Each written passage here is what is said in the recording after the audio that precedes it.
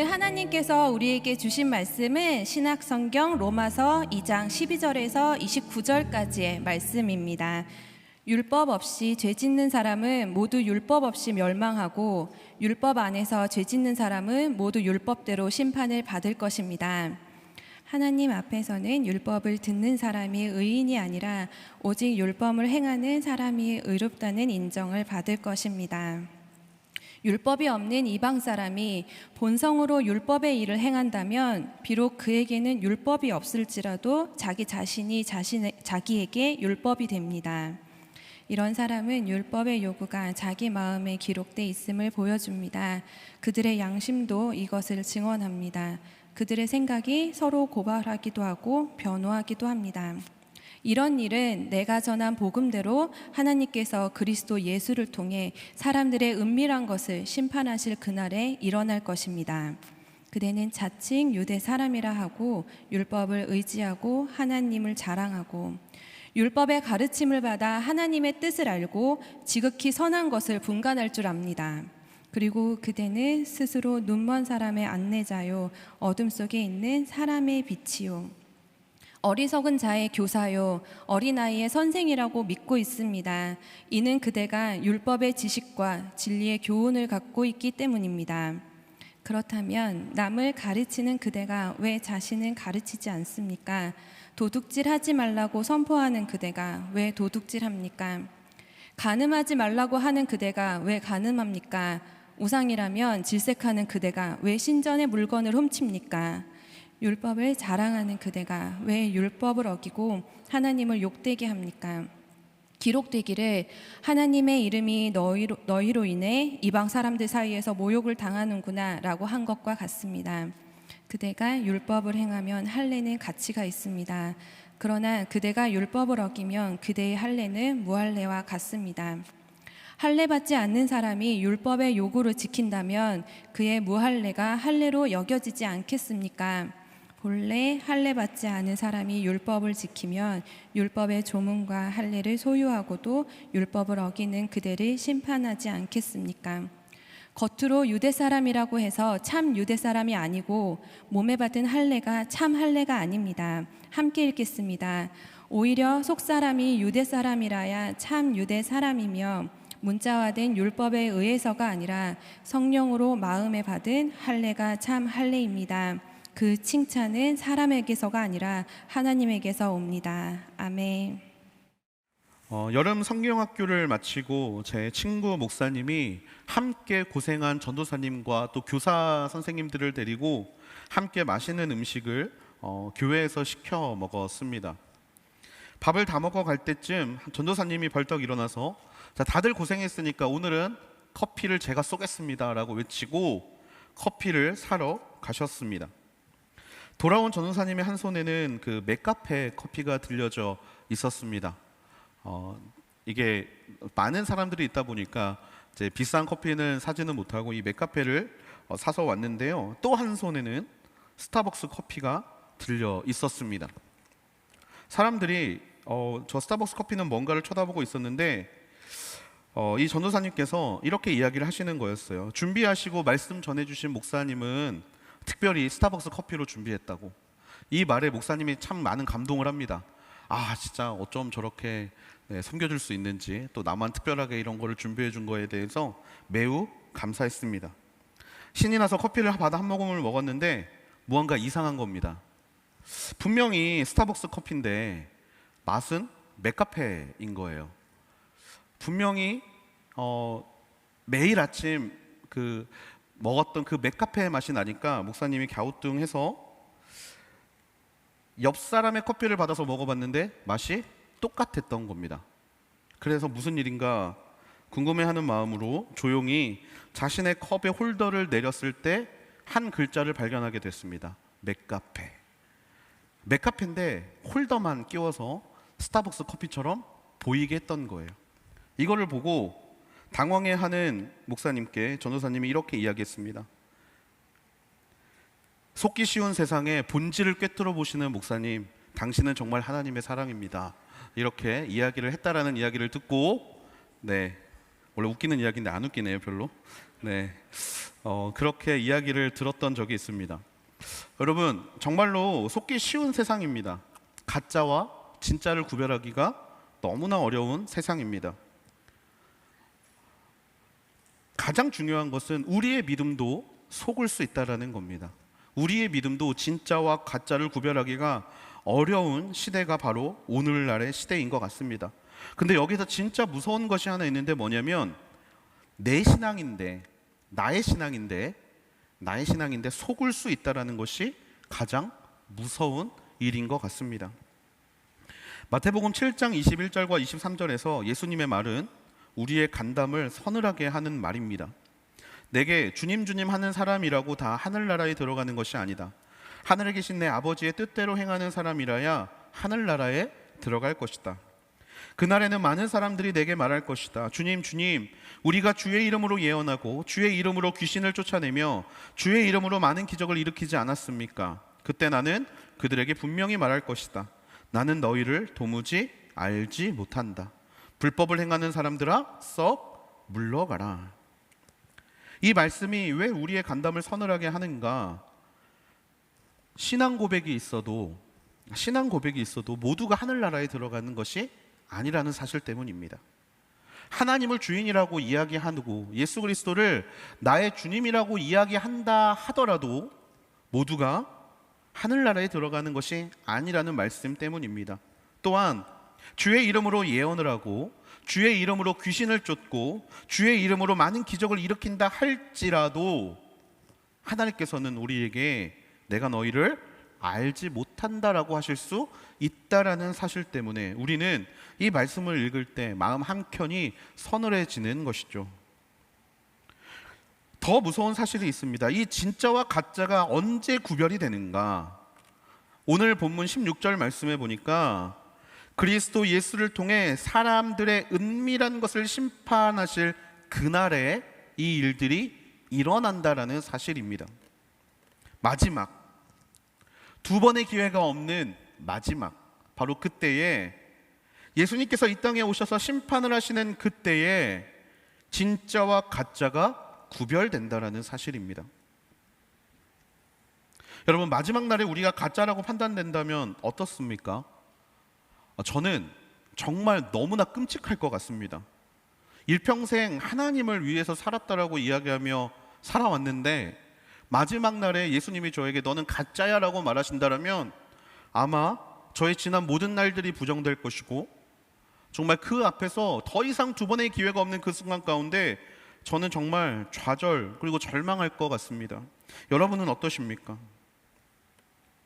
그래서 바울은 고린도 전서를 통해서 그들이 어떻게 행해야 할지를 계속해서 이야기를 하고 고린도 후서에서는 그들을 향한 마지막 권면을 이렇게 말했던 것 같습니다. 고린도서 13장 5절, 여러분이 믿음 가운데 있는지 여러분 자신을 살피고 계속해서 시험해 보십시오. 마지막 날에 가짜라고 판단되지 않도록 끊임없이 믿음 가운데 있는지 살피고 시험해 보라는 이 바울의 이야기가 오늘 우리에게 동일하게 울림이 될 수 있게 되기를 소망합니다. 여러분, 우리는 로마서를 통하여서 모든 사람이 죄인임을 보고 있습니다. 모든 사람이 죄를 범하였고 하나님의 진노 아래 있음을, 이 진노는 그 누구도 피할 수 없음을 우리는 계속해서 보고 듣고 있습니다. 심판이 없는 구원은 가짜 구원입니다. 심판이 있기 때문에 복음은 복된 소식이 되는 것이고 이 심판을 피할 수 있는 복음이라는 것을 우리에게 허락해 주셨기 때문에 우리가 이 복음이 기쁜 소식이라고 받아들일 수 있다는 것을 지금 3주에 걸쳐서 계속해서 말씀드리고 있습니다. 우리는 심판 속에서 건져내진 존재입니다. 여러분, 이것을 믿으십니까? 아멘. 아멘. 이 복음은 모든 믿는 자에게 구원을 주시는 하나님의 능력이 되는 줄을 믿으십니까? 아멘. 그런데 우리가 진짜가 아니라면 마지막 날에 우리는 건져냄을 받지 못합니다. 우리가 진짜가 아니라면 복음이 우리에게 주시는, 구원을 주시는 하나님의 능력이 되지 못합니다. 그래서 바울은 로마 교회에 있는 유대인들에게 이렇게 외칩니다. 너희는 진짜냐? 너희는 진짜냐? 오늘 본문 28절, 29절 말씀입니다. 우리 같이 한 목소리로 읽어보겠습니다. 시작. 겉으로 유대 사람이라고 해서 참 유대 사람이 아니고 몸에 받은 할례가 참 할례가 아닙니다. 오히려 속 사람이 유대 사람이라야 참 유대 사람이며 문자화된 율법에 의해서가 아니라 성령으로 마음에 받은 할례가 참 할례입니다. 그 칭찬은 사람에게서가 아니라 하나님에게서 옵니다. 아멘. 너희가 유대인이라고 하나님을 믿는다고 말하고 그 증거가 내 몸에 있는 할례라고 말하는 그들을 향해서 바울은 너희는 가짜일 수 있다라고 이야기하고 있습니다. 아니, 너희는 가짜다라고 이야기하고 있습니다. 속 사람이 유대인이라야 참 유대인이고 마음에 받은 할례가 진짜 할례라고 이야기하고 있죠. 너희 안에 가짜가 있다. 너희가 가짜가 있으니 너의 마음에 할례가 있는지 점검하라. 마지막 때가 오기 전에 너희가 진짜인지 가짜인지 점검하라. 여러분, 이 말은요 2000년이 지난 오늘 우리에게도 동일하게 적용되는 질문인 줄로 믿습니다. 하나님을 믿는다고 말하고 교회를 다닌다라고 말하고 그 증거로 내가 하나님을 이렇게 열심히 섬기고 있지 않느냐, 내가 찬양팀을 섬기고 내가 예배팀을 섬기고 내가 MC로 섬기고 내가 리더십으로 섬기고 있지 않느냐, 그것이 증거다라고 말하고 있는 우리에게 오늘 바울의 질문은 그렇게 말하지만 그것이 정말 진짜인가를 묻고 있다라는 것입니다. 이 시간 내가 진짜 크리스천인가를 돌아볼 수 있는 시간들이 되기를 주님의 이름으로 축복합니다. 여러분, 진짜와 가짜의 공통점이 하나 있습니다. 그것은 바로 안다라는 겁니다. 무엇을 압니까? 하나님을 압니다. 당시 진짜 크리스천처럼 보였던 유대인들, 그들에게 바울은 17절에서 20절의 말씀을 전합니다. 자칭 유대 사람이라 하고 율법을 의지하고 하나님을 자랑하고 율법의 가르침을 받아 하나님의 뜻을 알고 지극히 선한 것을 분간할 줄 안다. 그리고 그대는 스스로 눈먼 사람의 안내자요 어둠 속에 있는 사람의 빛이요 어리석은 자의 교사요 어린아이의 선생이라고 믿고 있다. 이는 그대가 율법의 지식과 진리의 교훈을 갖고 있기 때문이다. 이것이 무슨 말입니까? 그 당시의 유대 사람들은 자랑했다라는 거예요. 내가 유대인이라는 사실, 하나님이 선택하고 택정하신 유일한 민족 유대인이라는 사실을 자랑했고, 그 유대인들에게 하나님이 모세를 통해 율법을 주셨다라는 사실을 자랑했고, 내가 그 율법을 알고 그렇기 때문에 하나님의 뜻을 분간할 수 있는 것을 자랑했다라는 겁니다. 한마디로 이들은 하나님을 알고 있었습니다. 하나님을 알고 있습니다. 율법을 알고 있습니다. 그래서 그들은 눈먼 자들을 안내한다고 생각했고 어둠 속에 있는 자들의 빛이 될 수 있다라고 생각했고, 그들은 어리석은 자의 교사가 될 수 있으며 어린아이의 선생이 될 수 있다라고 생각했습니다. 알고 있기 때문에. 그런데 어떻습니까? 여러분, 안다고 해서 진짜가 아닙니다. 안다라고 해서 진짜가 될 수 없습니다. 그 말씀을 알고 있는 사람들이 어떻게 나타납니까? 21절과 23절에 보니까 남을 가르치는 그대가 왜 자신은 가르치지 않는가? 도둑질하지 말라고 선포하는 그대가 왜 도둑질하는가? 간음하지 말라고 하는 그대가 왜 간음하는가? 우상이라면 질색하는 그대가 왜 신전의 물건을 훔치는가? 율법을 자랑하는 그대가 왜 율법을 어기는가? 알고는 있지만 행하지 않습니다. 여기서 가짜의 특징이 하나가 나타나는데요, 가짜는 말씀을 머리로만 받습니다. 가짜는 말씀을 머리로만 받습니다. 하면 안 되는 거 압니다. 죄라는 거 압니다. 잘못된 거라는 거 압니다. 하지만 그에 대해서 알고는 있지만 반응하지 않습니다. 말씀을 보고 들어도 마음의 변화가 없는, 머리로만 아는 사람들, 이런 사람들을 성경은 뭐라고 이야기하는가? 가짜라고 이야기합니다. 가짜의 두 번째 특징이 24절에 나옵니다. 기록되기를 하나님의 이름이 너희로 인해 이방 사람들 사이에서 모욕을 당하는구나. 가짜의 두 번째 특징이 무엇입니까? 믿지 않는 사람들에게 하나님의 이름을 모욕당하게 한다라는 것입니다. 하나님의 이름을 모욕당하게 합니다. 가짜 그리스도인의 삶은 믿지 않는 사람들에게 혐오의 대상이 됩니다. 혐오의 대상이 됩니다. 그래서 믿지 않는 사람들이 하나님과 가까워지기는커녕 더욱더 멀어지게 만듭니다. 고난의 순간 인내가 없습니다. 도움이 필요한 순간 도움을 주지 않습니다. 사랑이 없기에 도리어 우리를 바라보며, 도리어 이런 가짜들을 바라보며 하나님을 믿지 않는 이방 사람들이 하나님의 이름을 욕되게 만들도록 내버려 둔다라는 거예요. 여러분, 이렇게 너무나 확실하게 드러나는 가짜의 특징들이 있습니다. 하지만 오늘 우리가 집중해야 되는 것은 이런 뻔히 보이는 가짜의 특징이 아닙니다. 앞에서 말한 두 가지는 여러분도 다 알고 계시는 겁니다. 여러분이 모르는 사람들에게 전할 수 있는, 굳이 듣지 않아도 전할 수 있는 내용입니다.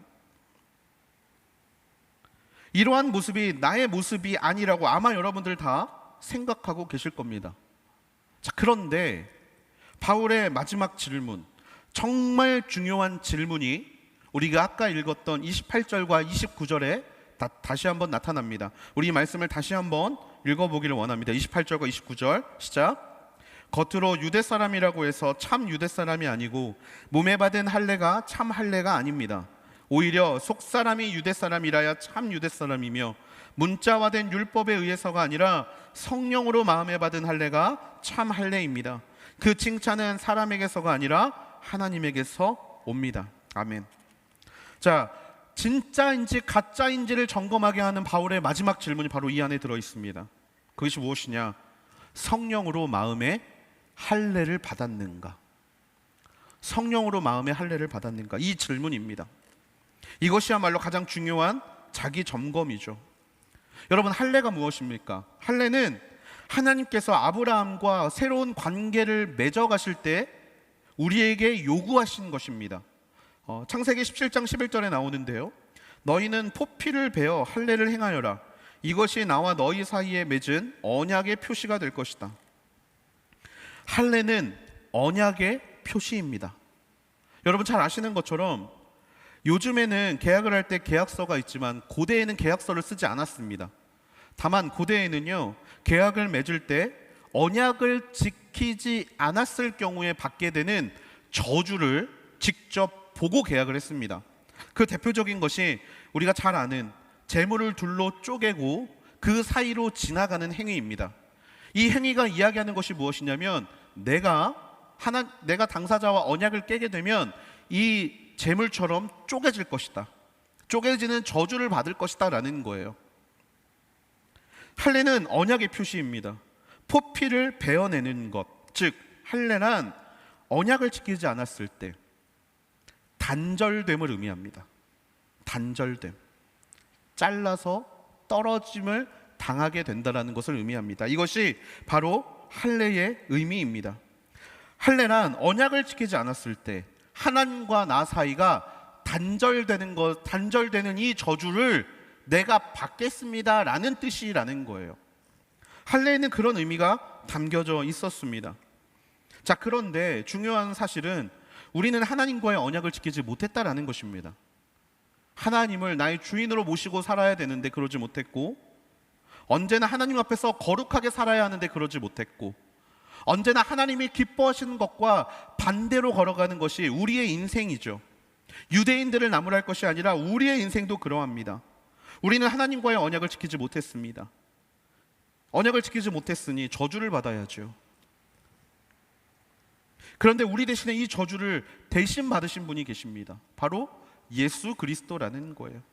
그래서 십자가의 사건은요, 단절의 사건입니다. 단절의 사건. 할례를 통하여서 약속을 지키지 않으면 단절되는 저주를 받겠다는 이 저주를 예수 그리스도께서 십자가에서 받으셨다라는 거예요. 죽음이라는 단절을 받았습니다. 죄로 인해 하나님과의 관계가 끊어지는 저주를 받으셨습니다. 모든 것과의 단절을 예수 그리스도께서 십자가에 당하신 이유가 바로 이것 때문이라는 사실입니다. 모든 것과 단절되신 그 예수님, 그 예수님이 우리의 이 모든 저주를, 이 단절의 저주를 가지시고 십자가에 달리셨기 때문에 우리는 하나님과의 단절이 아니라 연결됨을 받을 수 있었다라는 사실입니다. 그 단절의 저주는 모두 예수 그리스도가 가져가셨기 때문에. 그 단절, 이 단절을 경험한 사람들은 이제 다른 단절을 경험해야 합니다. 하나님과의 분리되는 단절은 더 이상 우리에게 영향을 미칠 수 없습니다. 왜? 예수 그리스도가 대신 지셨기 때문에. 그렇기 때문에 우리는 다른 할례를 받아야 합니다. 마음의 할례, 성령께서 이끄시는 이 마음의 할례, 다른 단절을 경험해야 합니다. 하나님과 연결되고 찾아오는 단절, 여러분 무엇이 있습니까? 바로 죄와의 단절입니다. 죄와의 단절. 즉 성령으로 인하여 마음으로 받는 할례는 무엇이냐? 이 죄와의 단절의 할례라는 사실입니다. 그런데 우리는 어떻습니까? 죄를 싫어합니까? 아닙니다. 너무나 좋아합니다. 죄 짓는 것을 너무나 좋아합니다.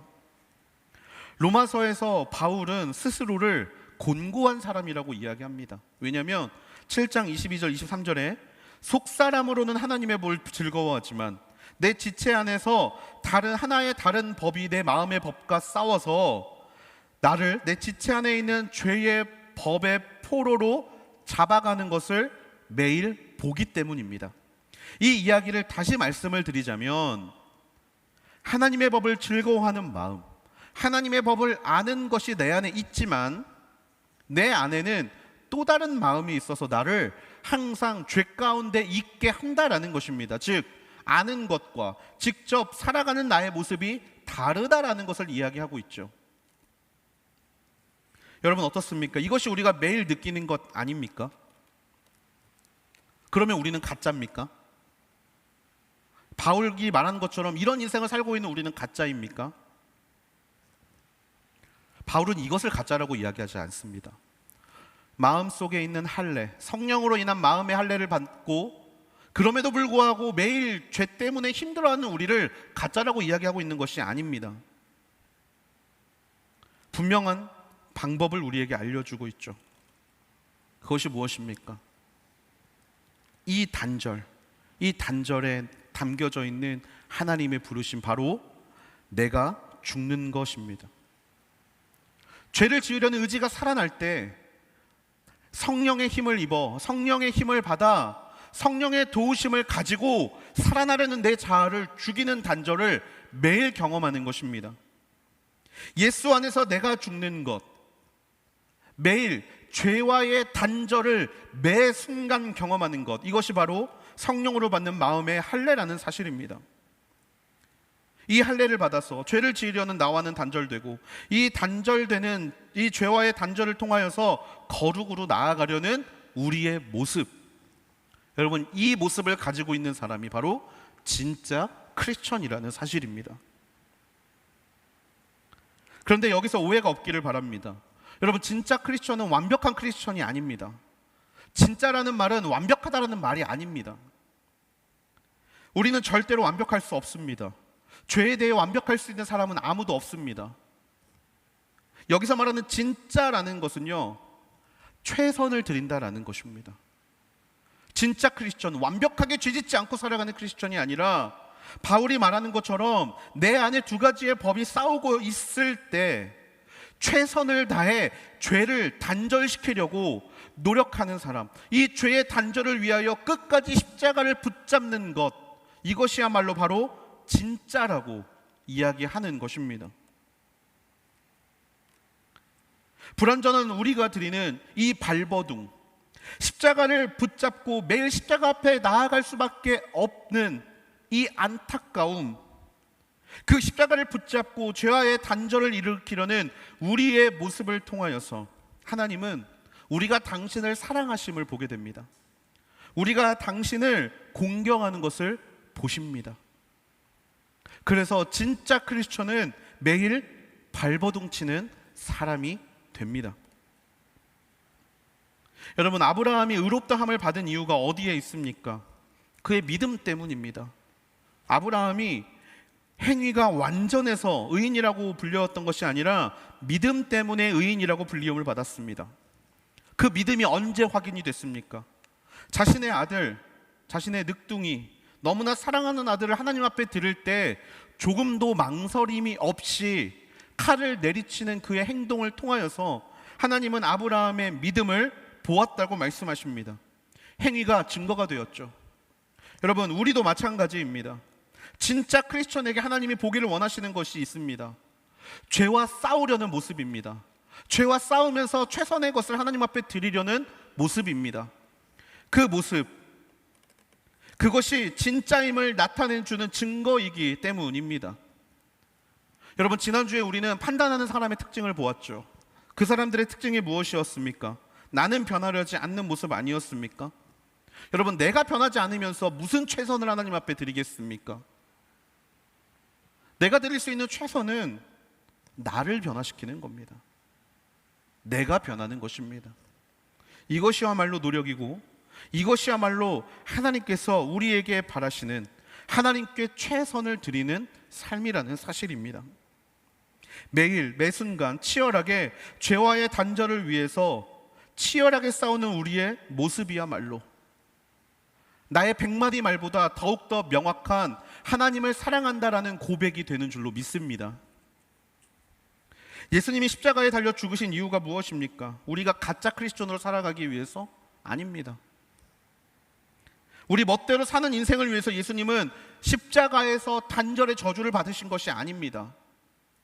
바로 우리가 진짜 크리스천으로 살아가는 것을 보기를 원하시는 마음에 예수님은 우리의 모두의 죄를 지시고 우리의 모두를 위하여 십자가에서 단절을 경험하셨습니다.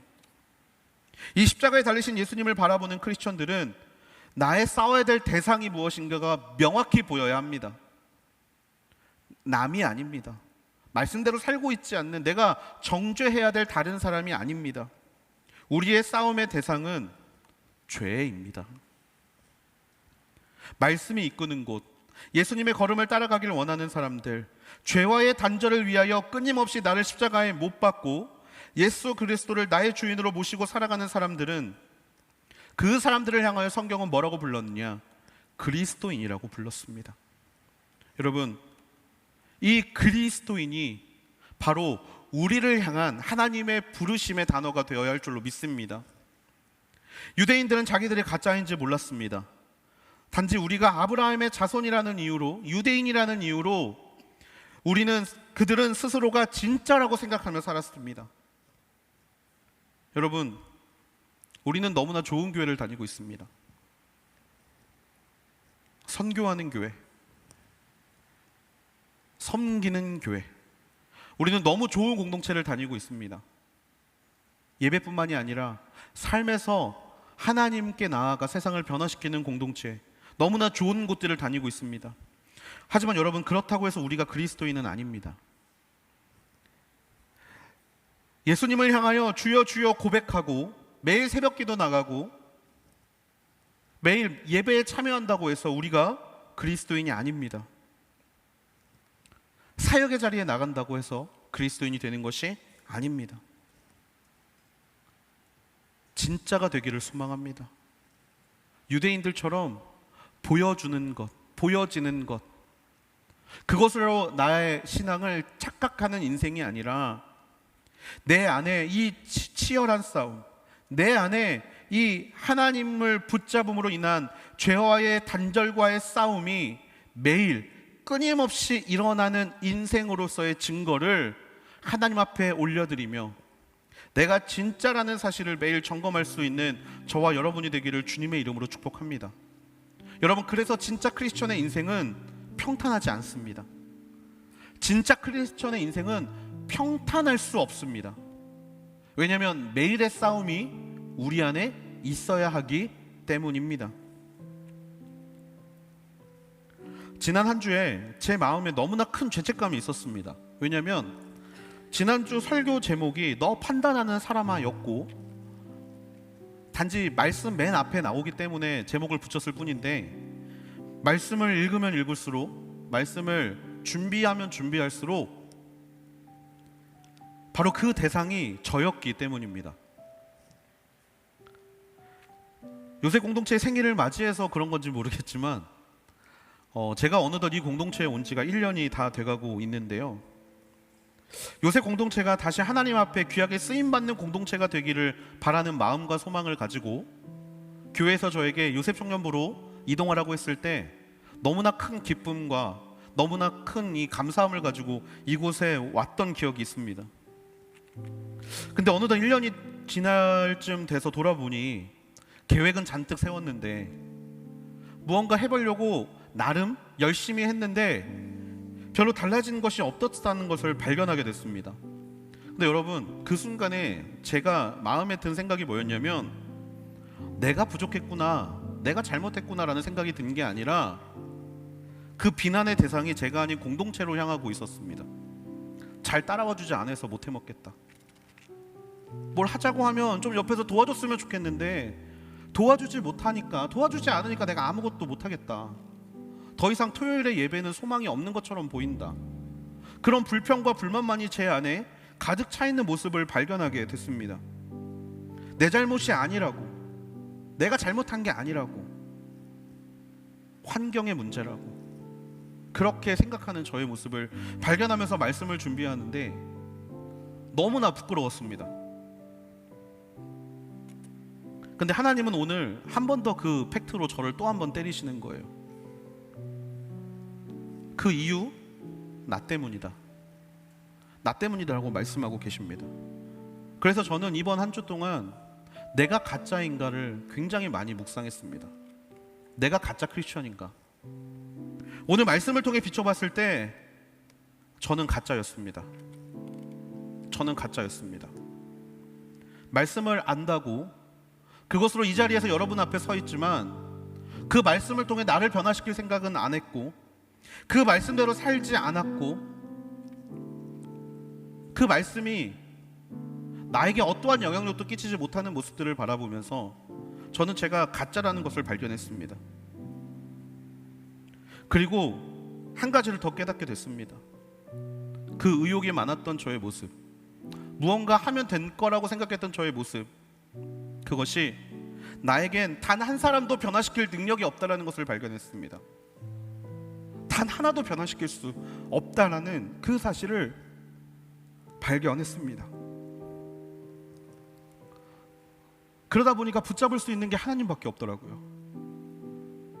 그러다 보니까 나아갈 수 있는 게 예수님밖에 없더라고요.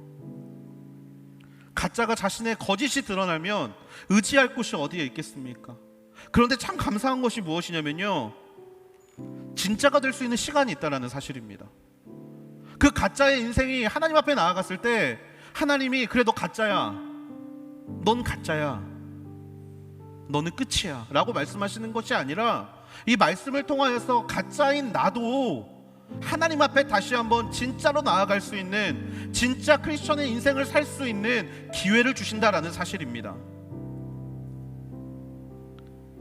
그 모든 가짜의 모습을 십자가 앞에서 단절시키시는 하나님의 은혜가 아직 우리에게 있다라는 사실은 그 세상의 어떤 소식보다 가장 큰 복음이 되는 줄로 믿습니다. 여러분 어떠십니까? 여러분 아직 우리는 진짜가 될 수 있습니다.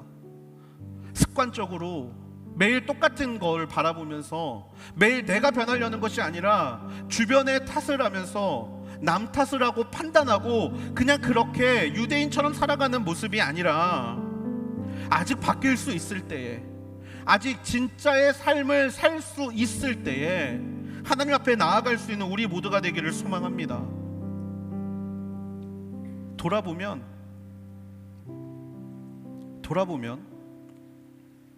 하나님께서는 끊임없이 그 자리로 우리를 부르고 계셨을 줄로 믿습니다. 다만 우리가 들을 귀가 없어서, 다만 우리가 그 이야기를 듣고도 반응하지 않아서 그 기회는 계속해서 미뤄져 왔을 뿐입니다. 여러분 정말 권면합니다. 가짜 크리스천, 가짜의 모습을 발견했던 제가 감히 여러분들에게 다시 한번 권면합니다. 여러분 진짜가 될 수 있는 시간을 하나님이 준비하고 계십니다. 아니 이미 그 시간을 우리에게 허락하셨습니다. 그 하나님 앞에 우리 마음의 할례, 죄와의 단절을 위하여 끊임없이 최선을 다해 살아갈 수 있는 인생으로 그 하나님의 은혜에 답할 수 있는 저와 여러분이 되기를 주님의 이름으로 축복합니다. 저뿐만에게 아니라 우리 모두에게 임하시는 그 하나님의 은혜가 바로 우리 요셉 청년부 안에, 한 사람 한 사람의 모든 성도들 안에 아름답게 넘칠 수 있게 되기를 주님의 이름으로 축복합니다. 그 복음 앞에 우리 시간 함께 그렇게 하나님 우리를 세워달라고, 우리를 붙잡아달라고 이 시간 함께 기도하며 나아가기를 원합니다. 이 시간 기도할 때 사랑이 많으신 아버지 하나님, 내 안에 이 죄의 문제와 처절하게 싸우는, 최선을 다해 그 문제를 이겨나가려는 마음이 없음을 고백합니다. 아버지 하나님, 진짜처럼 보였던 나의 모습이 말씀을 통해 벗겨지는 순간 아버지, 나의 진짜 모습이 가짜였던 모습이 드러나는 이 시간, 아버지 하나님, 내가 가짜여서 부끄러운 것이 아니라 오직 하나님 앞에 진짜로 살 수 있는 시간이 허락됨을 감사하며 나아갈 수 있는 믿음의 자녀들이 되게 하여 주시옵소서. 아버지 하나님이시여, 내 안에 내가 변하지 않으려는 마음들, 아버지, 듣기는 들어도 깨닫지 못하고 듣기는 들어도 편하지 않으려는 나의 모습들, 이 시간 예수 그리스도의 십자가 앞에 내어드리기를 원합니다. 주여, 죄와의 단절을 통하여서 하나님과의 연결을 만나는 믿음의 자녀들이 되게 하여 주시옵소서. 그렇게 하나님 앞에 나의 인생을 진짜로 변화시켜달라고, 나의 인생을 진짜로 아버지는 진짜 크리스천으로 세워달라고 우리 시간 그렇게 고백하며 함께 하나님 앞에 기도하며 나아가기를 원합니다. 함께 기도하시겠습니다.